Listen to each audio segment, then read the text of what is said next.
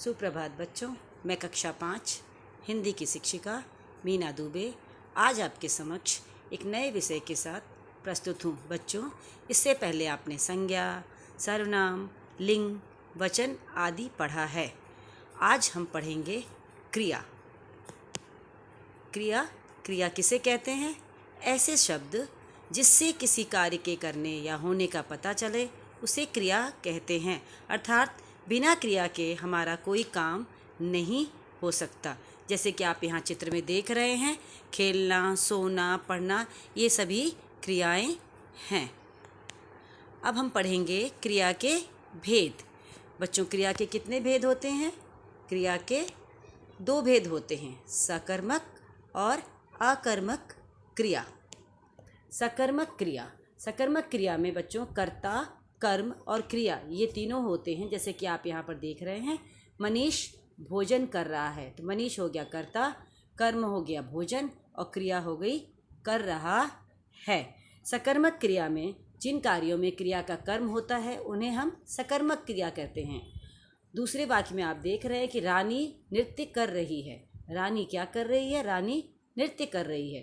कर्ता कर्ता हो गया, नृत्य कर्म है और कर रही है क्रिया हो गया। बच्चों, ये है अकर्मक क्रिया का उदाहरण। अकर्मक क्रिया में सिर्फ कर्ता और क्रिया होती है।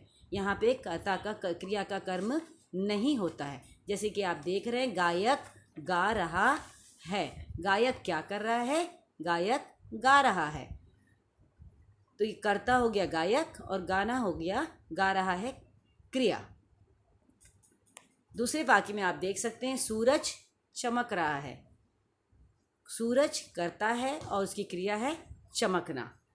अकर्मक क्रिया में कर्म नहीं होता। अर्थात जैसे कि आप नाम से समझ सकते हैं कि अकर्मक, जैसे आप कहते हैं ना संभव, असंभव, तो संभव मतलब जो हो सकता है, असंभव मतलब जो नहीं हो सकता। तो अकर्मक अर्थात कर्म के बिना, कर्म से रहित। लेकिन सकर्मक अर्थात कर्म के साथ। तो अकर्मक की पहचान है, उसमें सिर्फ कर्ता और क्रिया होती है। लेकिन सकर्मक क्रिया में कर्ता, कर्म और क्रिया ये तीनों होते हैं।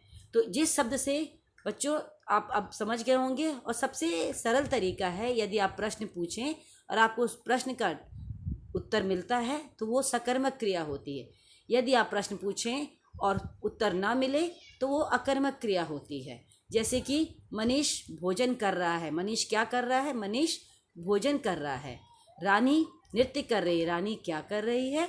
रानी नृत्य कर रही है। लेकिन सूरज चमक रहा है। चमकना एक साधारण क्रिया है और सूरज करता है, तो यहाँ पे केवल कर्ता और क्रिया है। तो जिस शब्द से बच्चों हमने जाना कि जिस शब्द से किसी भी काम के करने या होने का पता चले उसे क्रिया कहते हैं। क्रिया एक शब्द की भी होती है और अनेक शब्दों की होती है। क्रिया का मूल रूप क्या कहलाता है? क्रिया का मूल रूप धातु कहलाता है। और क्रिया के कितने भेद होते हैं? क्रिया के 2 भेद होते हैं, सकर्मक और अकर्मक। बच्चों, आपने संस्कृत में भी पढ़ा है धातु, जैसे पट, गम, खाद, वद। तो हिंदी में भी क्रिया को धातु कहते हैं और संस्कृत में इन धातुओं से ही क्रियाएं बनती हैं। पठती, वदती, खादती आप पढ़ रहे हैं, आपको अच्छी तरह से पता है। तो बच्चों, उम्मीद है कि आपको यह विषय समझ में आ गया होगा। और यदि आप इसे 2 से 3 बार अपने से पढ़ने की कोशिश करेंगे और पढ़ेंगे तो आपको और भी अच्छी तरह से समझ में आ जाएगा। धन्यवाद बच्चों।